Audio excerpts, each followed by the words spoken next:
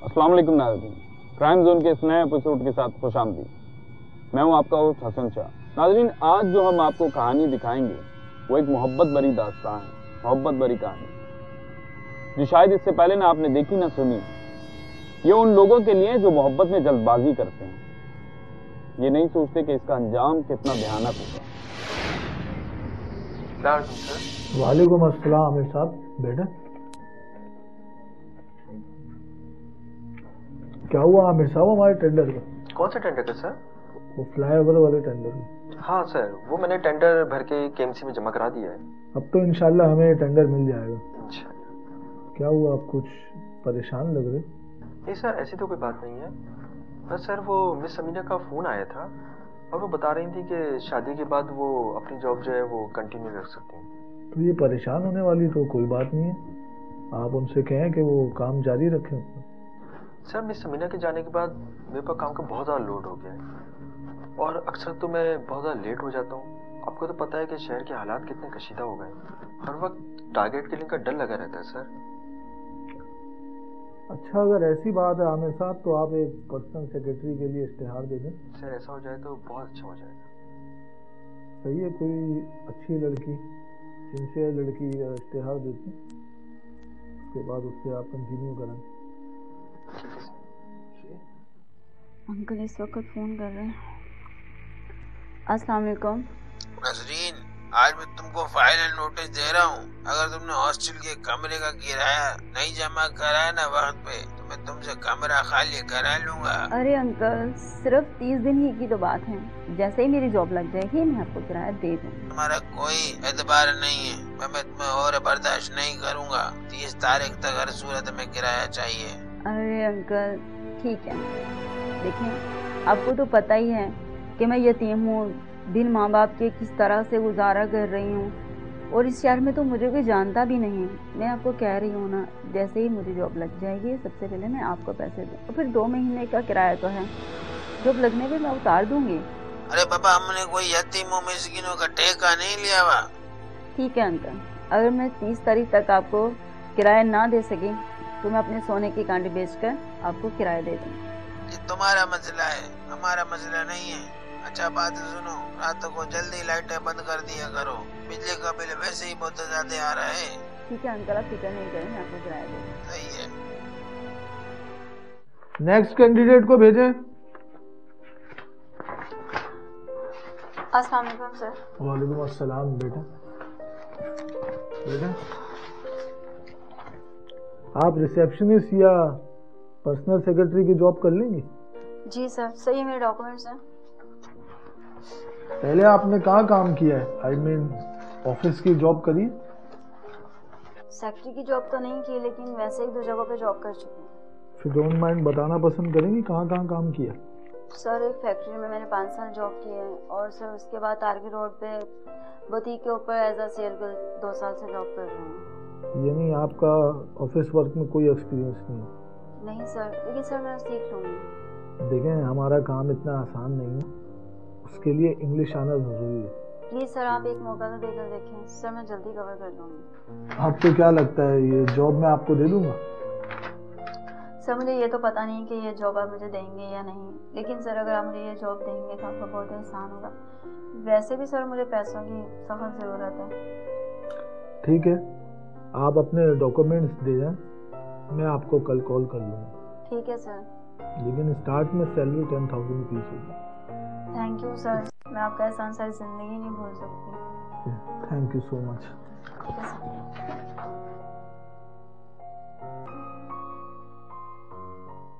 नसीब सब कुछ तुम्हारी वजह से हुआ है। ना ही मैं तुम्हारा मशवरा मानता और ना ही जेल जाता। अच्छा, तो सारा इल्जाम मुझ पे डाल रहे हो? तुम्हें भी तो बहुत जल्दी अमीर बनने के ख्वाब टूट गए थे। तुम्हारा क्या किया? 1 साल की जेल मैंने काटी, अच्छी बड़ी नौकरी थी मेरी, अब तो वो भी हाथ से गई और उसके साथ साथ जिल्लत और रुसवाई भी मिली। जैसे मैंने तो कोई तकलीफ उठाई नहीं, तुम्हें मेरी तकलीफ का तो कोई एहसास नहीं। इमरान, मुझे तो ये लग रहा है कि जैसे तुम वो इमरान ही नहीं हो जो कल तक मेरे लिए चांद और तारे तोड़ने की बातें किया करते थे। तुम मुझसे प्यार नहीं करते। बात ये नहीं है, मोहब्बत तो मैं आज भी सिर्फ तुमसे ही करता हूँ, लेकिन असली इस मोहब्बत में मुझे क्या मिला? तुम क्या समझते हो कि मैं तुमसे प्यार नहीं करती? तुम्हारे जेल जाने के बाद लोगों ने मुझ पर लाइन मारना छोड़ दी थी। तुम्हारी खातिर मैंने आज तक शादी नहीं की, वरना मर्दों की कमी नहीं थी मेरी जिंदगी में। पुरानी बातें छोड़ो। अच्छा ये सोचो आगे क्या करना है? अच्छा वो जो 5 लाख रुपए मैंने फैक्ट्री से खुलबुत किए थे वो उससे क्या हुआ? 4 लाख तो वकीलों और फकीरों की फीसों में खत्म हो गए, बस की बचा 1 लाख रुपए, और वो मैंने खुद खर्च कर दिया 1 साल में। तो फिर अब क्या होगा? मैंने जिस कंपनी में जॉब की है ना, उसका बॉस बहुत ही अमीर है, और मैं अपने होटल में उसे फंसा ही लूंगी। और तुम देखना कितनी जल्दी मैं उसे शादी में भी रजामंदी कर लूँगी, फिर हमारे पास नोट ही नोट। क्या तुमको समझना उतना आसान है? कहीं ऐसा ना हो कि इस मरतबा साल भर के लिए तुम जेल की हवा खा लो। आसान है तो नहीं, पर है भी।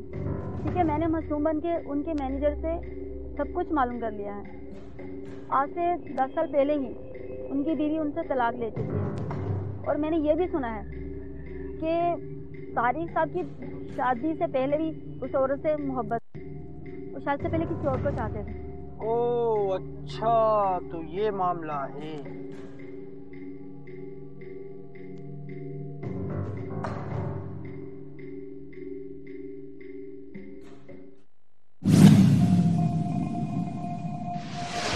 तारिक साहब इंतहाई अमीर आदमी, लेकिन साथ साथ वो तन्हाई का शिकार भी है। क्या वो अपने नौकर रमजान चाचा की बातों पर अमल करके किसी शरीफ लड़की के साथ घर बसाएंगे, या फिर कोई फाश गलती करेंगे? क्या तारिक साहब सीमा के जाने के बाद अब अपना पिए किसी लड़के को रखेंगे या लड़की को? अगर लड़की को रखते हैं तो क्या उसकी छानबीन करेंगे, या क्या भरोसा करके उसे जॉब दे देंगे? आइए देखते हैं एक छोटे से ब्रेक के बाद।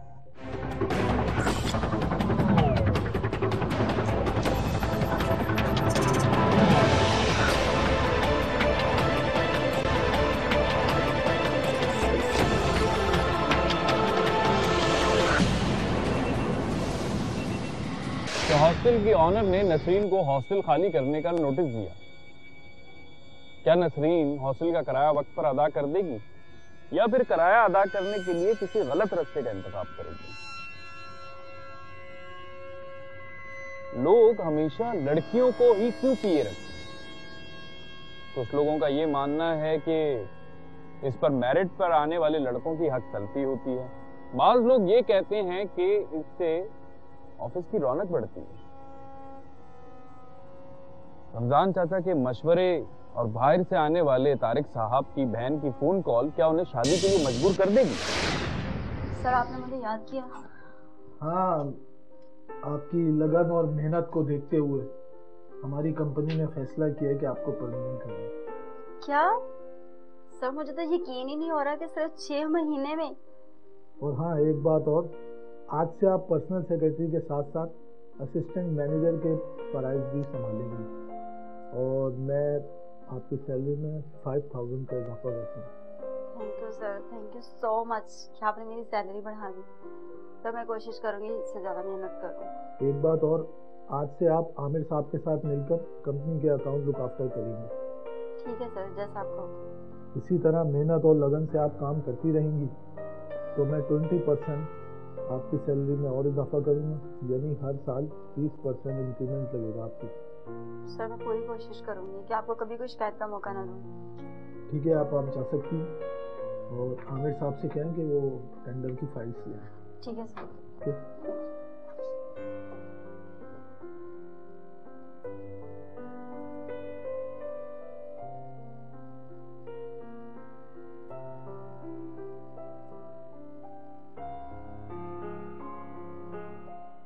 हाँ इमरान बोलो।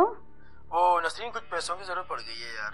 अभी पिछले हफ्ते थे तुम्हें 5000 रुपए दिए थे, उनका क्या किया?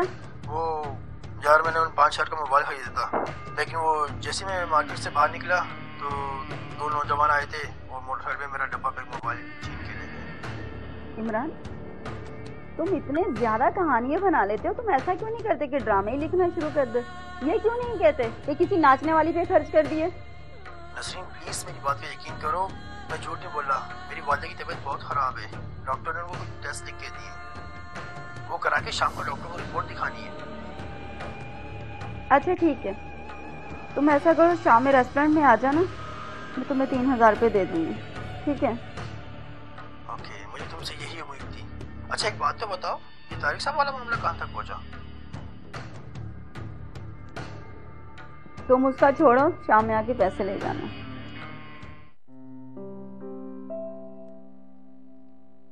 क्या हुआ आमिर साहब, आपने टेंडर ड्राफ्ट कर लिया?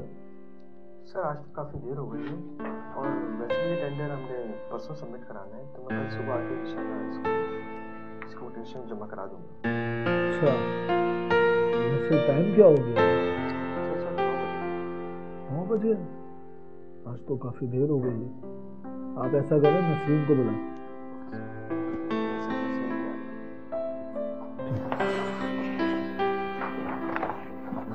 नसरीन, आज काफी देर हो गई है, टारगेट किलिंग हो रही है, किसी वक्त का कुछ नहीं पता। तो आप एक काम करें, आज आमिर साहब के साथ गाड़ी में घर चले जाएं। सर आप नहीं जाएंगे? आप मेरी फिक्र नहीं करें, मुझे ऑफिस में कुछ काम है, मैं काम ख़त्म करके चला जाऊंगा। और वैसे भी कल मेरी इम्पोर्टेंट मीटिंग है, उसी की तैयारी करूँ। नहीं आमिर साहब जाएं, मैं खुद ही हॉस्टल चली जाऊंगी। वैसे भी रात के 12 बजे तक चीज़ें चलती हैं। अच्छा ठीक है सर, थैंक यू।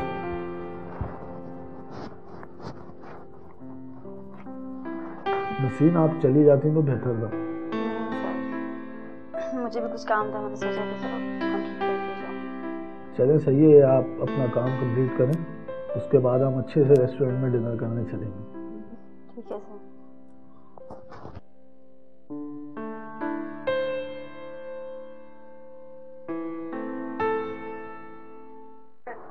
वेटर, यहाँ का ब्रोस्ट बहुत अच्छा होता है यार। एक काम करो, 2 ब्रोस्ट और 2 कोल्ड ड्रिंक्स। नहीं नहीं, एक ही मंगवा लीजिए, मेरी तबीयत तो ठीक नहीं है। अच्छा हाँ। चलो, 1 ब्रोस्ट और 2 कोल्ड ड्रिंक्स और पेप्सी। नसीम, तुमने बताया नहीं कि हॉस्टल में क्यों रहती हो? सर दरअसल मैं लाहौर की रहने वाली हूँ और जब मैं 20 साल की थी तब मेरे वालिद साहब का इंतकाल हो गया। तब मैं इंटर कर चुकी थी, उसके बाद वालदा ने दूसरी शादी कर ली। तो आपके कोई और बहन भाई रिश्तेदार कोई नहीं? नहीं सर, बहन भाई तो कोई नहीं है, रिश्तेदार हैं लेकिन वो भी खुद गर्ज हैं, किसी को कोई लेन देन नहीं। अच्छा, तो आप बता रही थी कि आपकी वालदा ने दूसरी शादी की, फिर क्या हुआ? होना क्या था सर, शुरू में तो दूसरा बाप काफ़ी सही रहा, लेकिन सर मैंने फिर महसूस किया कि वो मुझ पर गलत नज़र रखते हैं। तो आपने अपनी वालदा या किसी रिश्तेदार को नहीं बताया? सर मैंने सबको बताया, लेकिन जब मेरी वालदा ही ने मेरी बातें यकीन नहीं किया तो फिर मैं गैरों से क्या उम्मीद लगाती। फिर आपने घर क्यों छोड़ा? सर अगर मैं हिम्मत करके घर नहीं छोड़ती तो आज मैं जिंदा भी नहीं होती और शायद मेरी इज्जत भी महफूज ना होती। सर एक दिन मैं घर में अकेली थी और अम्मी बाजार गई हुई थी। सर उस वक्त मेरे सौतेले बाप ने वो हरकत करने की कोशिश की जो सर मैं आपको बता भी नहीं सकती। मुझे तो बताते हुए भी शर्म आती है सर। और सर उसके बाद वालदा भी घर आ गई। सर मैंने रो रो कर सारी बात बताने की कोशिश की, लेकिन मेरी वालदा ने मेरी एक नहीं सुनी। सर ऐसे लगता था जैसे मेरी वालदा पे उस इंसान ने भी जादू करा दिया हो। उसे अपनी बेटी की बात झूठ लगती थी सर, और उस आदमी की इतनी बातें सच लगती थी। सर उस वाक़े के बाद फिर मैंने फैसला कर लिया कि मैं इस घर में नहीं रहूँगी जहाँ मेरी इज्जत ही महफूज ना हो। बस सर फिर मैं कराची आ गई अपनी सहेली के पास और जॉब करने लगी। फिर कुछ ही अर्से बाद मेरी सहेली की शादी हो गई। उसके बाद मैं हॉस्टल शिफ्ट हो गई। नसीन, आप तो बहुत बाहिम्मत लड़की निकली। शायद आपकी जगह कोई और लड़की होती तो ज़माने के आगे हथियार डालती। सर मैंने तो अपनी ज़िंदगी के बारे में आपको सब कुछ बता दिया, क्योंकि सर मैं चाहती हूँ कि आप भी मुझसे अपनी बातें शेयर करें। चलें ठीक है, आप जिद कर रही हैं तो मैं आपको बता देता हूँ। मैं कॉलेज के ज़माने से ही समीना से बहुत प्यार करता था और समीना फरहान नामी लड़के से प्यार करती थी। इस दौरान फरहान जो था वो आला तालीम लेने अमेरिका चला गया। यूनिवर्सिटी में मैंने सिविल इंजीनियरिंग की डिग्री ली। उसके बाद मेरी कंस्ट्रक्शन कंपनी में जॉब हो गई। फिर इसी दौरान मैंने समीना के घर पे रिश्ता भेजा। उनके घर वालों ने मेरा रिश्ता एक्सेप्ट किया और हमारी शादी हो गई। शादी के बाद मुझे क्या पता था कि मेरे साथ ऐसा होगा। मैं तो समझा कि समीना फरहान को बुलाती, लेकिन शादी के बाद बहुत बुरा हुआ। क्या हुआ सर, आप चुप क्यों हो गए? फिर फरहान अमेरिका से वापस आ गया और समीना ने मुझसे पुला लेके उससे शादी की। एक बात कहूँ तो बुरा तो नहीं मानोगी? ये सर कहिए ना। जब से मैंने तुमको देखा है मेरे गम की शिद्दत में कमी आती जा रही है। सर मैं आपकी बात का मतलब नहीं समझे। और आज मैं तुम्हें अपने दिल का हाल बताकर सर मैं बहुत गरीब लड़की हूँ सर, आप आसमान और मैं ज़मीन। सर आप तो आसमान और ज़मीन को मिलाने की बात कर रहे हैं। शायद तुम मुझे पसंद नहीं करती। अरे नहीं सर, आप तो बहुत ही अच्छे इंसान हैं। तो मैं फिर तुम्हारी तरफ से हाँ समझी? सर मुझे ऐसे महसूस हो रहा है जैसे मैं कोई ख्वाब देख रही हूँ। अरे ये ख्वाब नहीं हकीकत है। क्योंकि सर मेरी एक शर्त है। वो क्या? सर मैं चाहती हूँ कि शादी बहुत ही सादगी से हो। सही है, जैसी तुम्हारी मर्जी। मैं कल ही अपनी बहन को अमेरिका फ़ोन करके ये खुशखबरी सुनाता हूँ और जैसे ही वो पाकिस्तान आएंगी हम दोनों निकाह पढ़ लेंगे। ठीक है।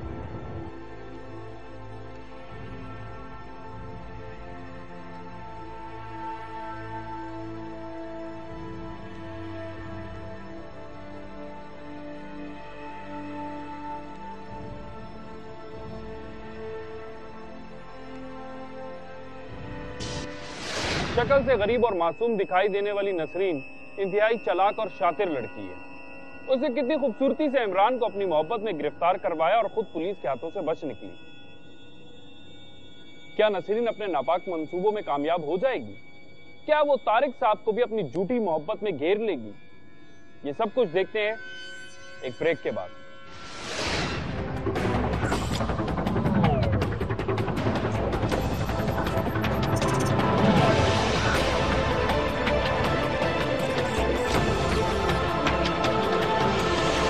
चाहे जितना ही चालाक क्यों ना हो, लेकिन औरत के हुस्न के जाल में फंस ही जाता है। तकरीबन ऐसा ही कुछ तारिक साहब के साथ भी हुआ।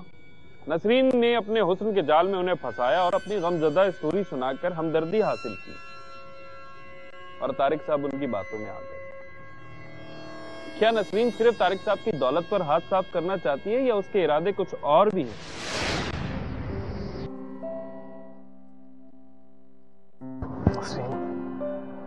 आज हम एक नई जिंदगी का आगाज कर रहे हैं। मैं तुमसे वादा करता हूँ तुम्हारा जीवन खुशियों से भर दूंगा। क्या आप मुझे समीना से भी ज्यादा मोहब्बत करेंगे? यार अब तुम मेरी बीवी हो, तुम मेरी जिंदगी हो, तुम मेरा साथ हमेशा इसी तरह दोगी। जी सर। यार अब तुम मेरी बीवी बन चुकी हो, कोई पर्सनल सेक्रेटरी नहीं हो जो ये सर सर कर रही हो। सॉरी, आइंदा एहतियात करूंगी।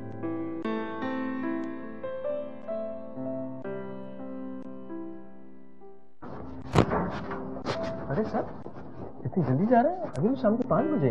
हाँ यार, वो आज मेरी शादी की पहली सालगिरह है ना, और तुम्हारी भाभी के लिए गिफ्ट भी लेना। अरे सर बहुत बहुत मुबारक है सर। सही है। अच्छा वो याद से टेंडर जमा करा देना। बिल्कुल सर। ठीक है।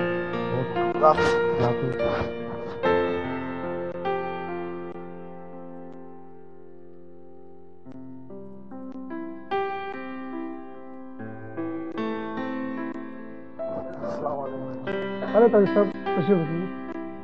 वो मेरा ऑर्डर कंप्लीट हो गया। अरे तारिक साहब आप कल तशरीफ लाए नहीं, आपका ऑर्डर तैयार। ये आपका सोने का सेट और ये आपकी डायमंड की अंगूठी। जबरदस्त। रहीम भाई पेमेंट तो शायद मैंने आपको कर दी, वो चेक क्लियर हो गया था। अरे तारिक साहब क्यों चिंता करते हैं, आपकी पेमेंट कल ही आ गई। सही है, बहुत शुक्रिया रहीम भाई, मैं इजाजत चाहता हूँ। इसमें रशीद तो अरे तारिक साहब रुकिए एक मिनट। दरअसल आज मेरी शादी की पहली सालगिरह है और मेरी वाइफ काफी देर से मेरा इंतजार है। माशाल्लाह तारिक साहब आपकी वाइफ को नसीब है, आप पेशोर मिले उनको। Thank you so much. ये पैक करना। Okay okay.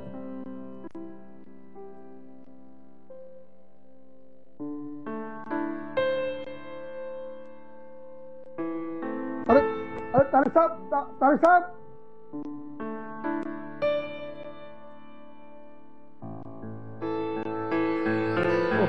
गाड़ी कोई बात नहीं। नाज़रीन, अल्लाह अल्लाह कर कर नसरीन ने शादी का 1 साल तो तारिक साहब के साथ गुजार दिया, लेकिन नसरीन के महबूब इमरान का सबर अब जवाब दे रहा था। वो जल्दी किसी नतीजे पर पहुंचना चाहता था। इसीलिए इन दोनों शैतान सिर्फ इंसानों ने मिलकर तारिक साहब को शादी की सालगिरह पर एक अजीब तोहफा दिया, जो कि शायद ही आज तक किसी ने किसी को दिया हो। और वो तोहफा क्या था? तारिक साहब का इस तरह अपनी अंगूठी भूल जाना क्या सिर्फ एक महज इत्तेफाक था, या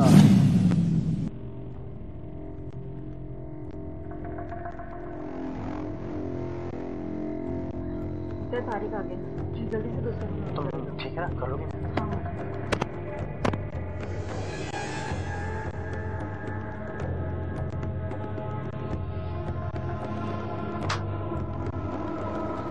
आज आप इतनी जल्दी आ गए। आपको शादी की सालगिरह बहुत और आपको आज तो हम शादी की सालगिरह मनाएंगे। आप आराम करें, मैं आपके लिए शरबत लेकर आती हूँ।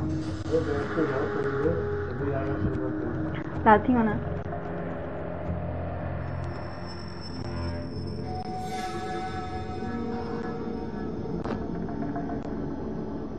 हेलो, अस्सलाम वालेकुम। जी रहीम भाई। ओह शिट यार, देखा, मुझे लग रहा था कि मैं कोई चीज़ भूला हूँ कहीं।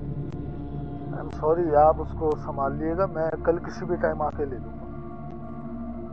सही है? ये मेरी वाइफ से बात करिएगा, ये बड़ी एक्साइटेड हुई है। अस्सलाम वालेकुम। जी रहीम। अच्छा, हाँ तो ठीक है, मैं खुद आकर कर ले लूँगी। ठीक है, ओके। आपने मेरे लिए इतना कीमती गिफ्ट किया और मुझे बताया भी नहीं। अरे ये तो कुछ भी नहीं है मेरा, बस चले तो मैं अपनी जान देखती हूँ। जाओ, मैं बहुत थक गया हूँ, थोड़ा आराम करूँ।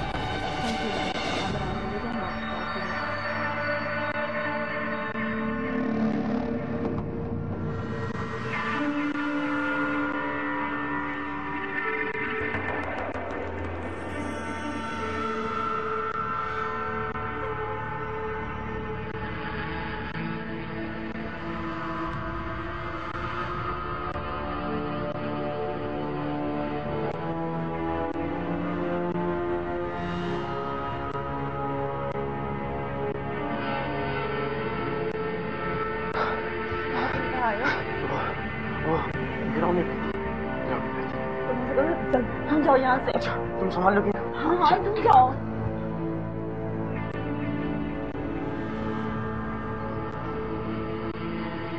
खुदा किसी को शक ना हो जाए।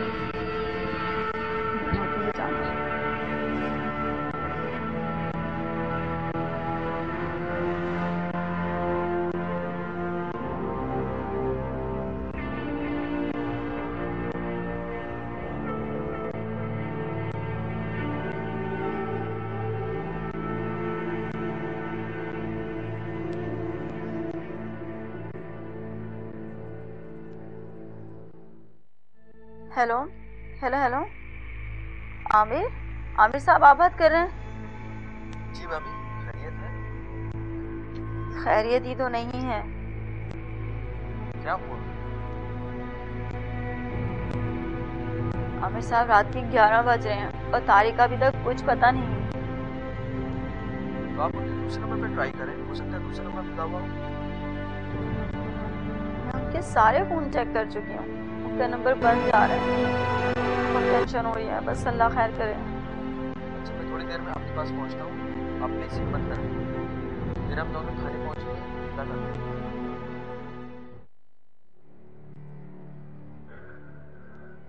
क्या टाइम हो गया यार, 12 बज गए यार। चाय वाय का बस उसका बॉस, जा देख यार, कोई होटल बुलाओ पठान का तो ले आओ अच्छी चाय, मेहरबानी कर यार।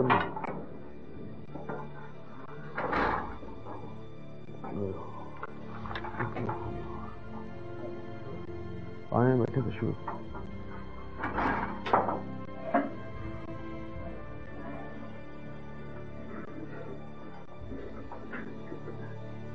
क्या मसला है? सर मेरे हस्बैंड सुबह ऑफिस के लिए निकले थे और अभी तक वापस नहीं आए। तो वो दफ्तर से वापस ही नहीं आए अभी तक? नहीं सर। तो आपने कोई फोन कॉल वगैरह की उनको? सब जगह पे मालूम किया है सर, उनका अपना मोबाइल बंद जा रहा है। आप कौन हैं? सर मेरा नाम आमिर है और मैं तारिक साहब की कंपनी में एज अकाउंटेंट हूँ। आमिर साहब, आप तो बता सकते हैं कि वो ऑफिस से कितने बजे निकले थे? सर आज वो 5 बजे ऑफिस से निकले। अच्छा, वैसे वो कितने बजे निकलते हैं ऑफिस से? तो उमूमन वो 8 से 9 बजे तक ऑफिस से निकलते हैं। तो आज इतनी जल्दी क्यों चले गए? सर आज उनकी शादी की पहली सालगिरह थी, इसलिए जल्दी चले गए। ठीक है, क्या आप मुझे अपने हस्बैंड की एज बताएंगे क्या? सर तकरीबन 42 साल हो गए। वल्दी क्या है उनकी? खुरम। अमजद, यार इनकी रिपोर्ट दर्ज कर लो। आप बेफिक्र, हम कोशिश करते हैं, अल्लाह चाहे तो मिल जाएंगे। आप जा सकते हैं।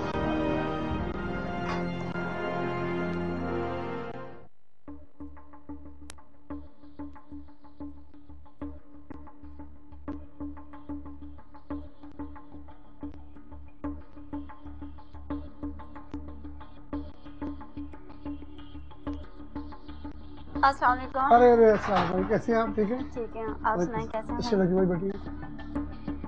भाभी ये बताएं पहले, आप दूध, ठंडा, चाय, पानी? अरे नहीं भाई, कोल्ड ड्रिंक वगैरह? नहीं कुछ नहीं, तकल्लुफ़ की जरूरत नहीं। वो तारिक अंगूठी भूल गए थे यहाँ पे। हाँ भाभी, भूल गई आपकी अंगूठी, बड़े दिल से बनाई उन लोगों ने। दरअसल मुझे अब ये चाहिए नहीं। क्यों? खैर क्योंकि बहुत सारी हैं, तो इसलिए मैं ये चाह रही थी कि आप मुझे इसके पैसे दे दें। प्रॉब्लम मसला नहीं है, तो इसके बाद में बहुत कमी देता हूँ।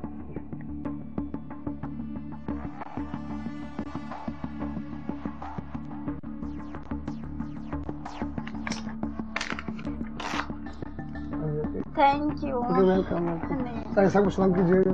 जी, अल्लाह हाफिज़। अल्लाह हाफिज़। Thank you.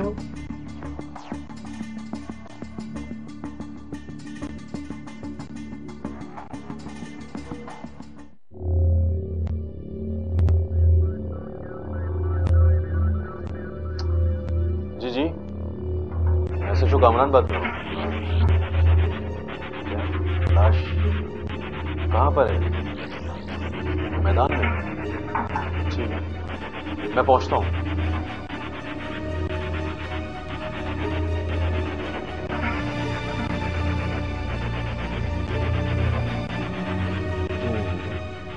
वसीम, लाश की तलाशी लो।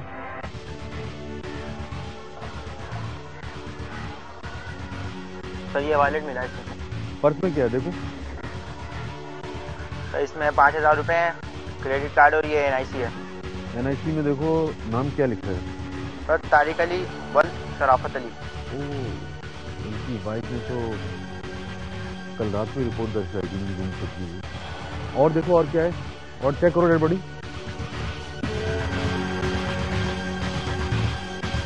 एक पर्ची भी निकली है। क्या है? किसकी पर्ची? सर इस पे नफीस ज्वेलर का एड्रेस है और कॉन्टेक्ट नंबर है। गुड, तुम ऐसा करो कि नफीस ज्वेलर को लेकर थाने पहुंचो, ठीक है? और आप लोग जो है इनकी डेड बॉडी जो है पोस्टमार्टम के लिए अस्पताल रवाना करें, ठीक है? मैं थाने पहुंच रहा हूँ। ओके?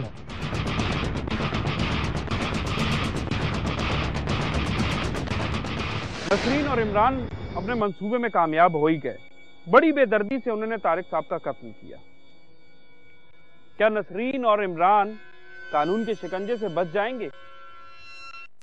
कुदरत भी उन्हें पकड़ नहीं पाएगी। तारिक साहब की जेब से मिलने वाला सबूत क्या कानून की मदद करेगा कातिलों तक पहुंचने में?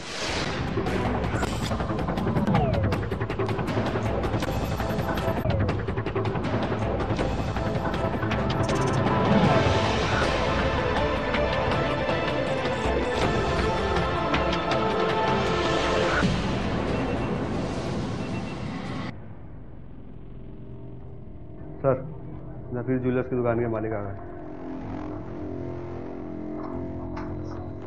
बैठिए, तशरीफ होगी। रहीम साहब, ये आपकी दुकान की रसीद है। जहाँ सर जी मेरी शॉप की है और कल ही मैंने तारिक साहब को दी। आपको मालूम है इस वक्त तारिक साहब कहाँ हैं? जी सर, मुझे नहीं मालूम। किसी ने तारिक साहब को मर्डर कर दिया है। क्या मतलब? सर मेरा क्या कसूर है सर? हम आपको कसूरवार नहीं ठहरा रहे, हम तो बस आपसे चंद सवालात के सही सही जवाबात लेना चाहते हैं, इसीलिए हमने आपको यहाँ बुलाने की जरूरत है। क्यों नहीं सर, क्यों नहीं सर? आप ये बताना पसंद करेंगे कि तारिक साहब आपकी दुकान पर आखिरी मर्तबा कब आए और उन्होंने आपसे क्या खरीदा? सर कल शाम 6 बजे उन्होंने मेरी शॉप से सोना सेट और एक डायमंड की अंगूठी ली थी सर। वो दुकान से निकले तो थोड़ा जल्दी में थे और रिंग भूल गए डायमंड की तरफ। अच्छा, तो फिर आपने उनको अंगूठी दी थी? सर वो दुकान से निकले तो मैंने फ़ोन किया लेकिन उन्होंने मुझे फ़ोन उठाया नहीं। उसके बाद? सर कल उनका जब फ़ोन आया तो उन्होंने बताया कि मैं अपनी बीवी के साथ सालगिरह मना रहा हूँ और अंगूठी का जिक्र किया तो उनकी वाइफ ने फ़ोन पर बात की। सर कल रात 8 बजे किसी के के साथ आई थी वो और अंगूठी वापस कर दी और 10 लाख का चेक मुझसे ले गई। सर मैं समझ में नहीं आ रहा, इतने प्यार से तारिक साहब ने उनकी अंगूठी बनाई, उन्होंने वापस नहीं कर दी। ठीक है, तो क्या आपकी दुकान में कैमरे रहते हैं? सर मेरी दुकान में टोटल 4 कैमरे लगे हुए हैं, 2 बाहर हैं और 2 अंदर हैं और हमारी उसकी रिकॉर्डिंग जो है सर 4 दिन तक रहती है। आप बेशक मुझ पर यकीन नहीं तो अपनी दुकान से आप मंगा लें। फारूक, तुम नफीस ज्वेलर पे जाओ और उनकी दुकान से सीसी फुटेज लेके आओ कल की, ठीक है?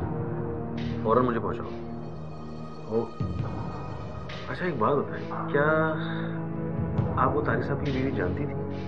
हाँ, अक्सर वो हमारी दुकान से ही सोने की चीज़ें बनाते थे सर। अमजद, तुम ये भी नोट करो कि वो बता रही थी कि वो ज्वेलर रहीम को नहीं जानता, लेकिन वो जानती थी। जी सर। तुम ऐसा करो, लेडी सर्चर को साथ लो और पुलिस पार्टी तैयार करो, और इससे पहले कि वो अपने अर्चना के साथ भाग जाए उसको फौरन गिरफ्तार करो। ठीक है सर।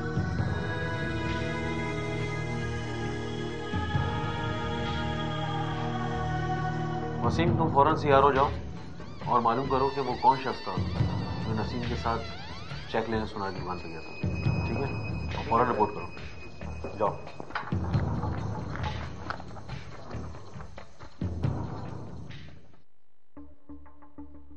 क्या रिपोर्ट है अमजद? ओह सर, बहुत सख्त जान है, कुछ नहीं बता रही। अभी सब उगलेगी, तुम फिक्र नहीं करो, अब ये थाने आ गई है।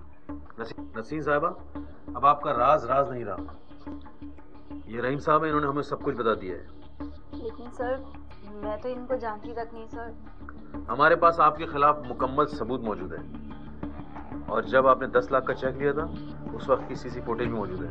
आप शराफत से बता दें, वरना आपका वो हशर करूंगा कि आपको लग पता जाएगा। सर ये झूठ बोल रहे सर। पहला झूठ तो तुमने ये बोला कि तुम्हारा शौहर ऑफिस से वापस नहीं आया, और दूसरा झूठ तुमने ये बोला कि तुम रहीम साहब को नहीं जानती। ये दोनों झूठ तुमने अपनी कत्ल की वारदात पर पर्दा डालने के लिए बोले।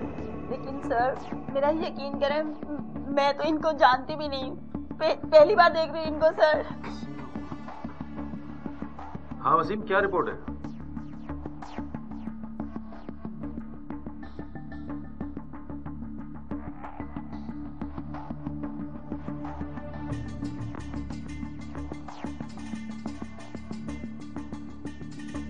ठीक है, तुम फौरन रिपोर्ट लेकर आए।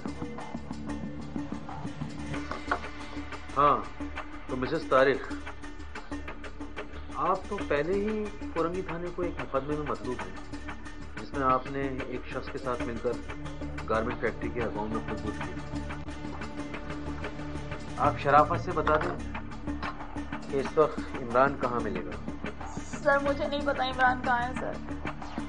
सर इमरान तो बेगुनाह, उसने कुछ नहीं किया। मैंने ही तारिक साहब से दौलत की लालच में शादी की थी।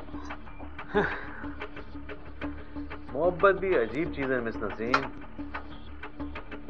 ये मोहब्बत ही तो है जो आप अब तक इमरान को बचा रही हैं, वरना मेरे ख्याल में तो आपको अब तक पुलिस की हेल्प करनी चाहिए।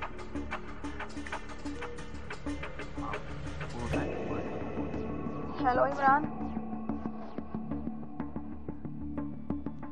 अच्छा ठीक है, इमरान का कोई कसूर नहीं है सर, प्लीज उसको कुछ मत कहना। उसका तो सिर्फ मैंने इस्तेमाल किया है दौलत की लालच में आके। अमजद, तुम फौरन पुलिस पार्टी लो और होटल सरवान के रूम नंबर 305 के अंदर छापा मारो। इमरान इस वक्त वहां मौजूद है और उसको गिरफ्तार करके फौरन लेके आओ थाने। ठीक है सर। चलो जाओ। इमरान तो कुछ मत कह सर। नसीम साहब प्लीज ये ड्रामा नहीं करें आप ज्यादा।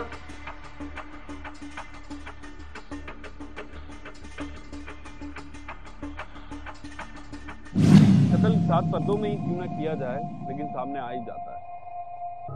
इंसान सब चीजों से बच सकता है लेकिन मकफाते अमल से नहीं। नसरीन की लिखाई गई झूठी गुमशुदगी की रिपोर्ट और सोनार के बयान के मुताबिक दौरान तफ्तीश जो फर्क सामने आया उससे दूध का दूध और पानी का पानी हो गया। सोनार के बयान के मुताबिक तारिक साहब की बात सालगिरह वाला दिन 7 बजे तारिक साहब से ही नहीं हुई बल्कि नसरीन से भी हुई। इसी झूठ ने नसरीन और इमरान का पर्दाफाश किया। मैं उम्मीद करता हूँ नाज़रीन आपको हमारा आज का एपिसोड पसंद आया होगा।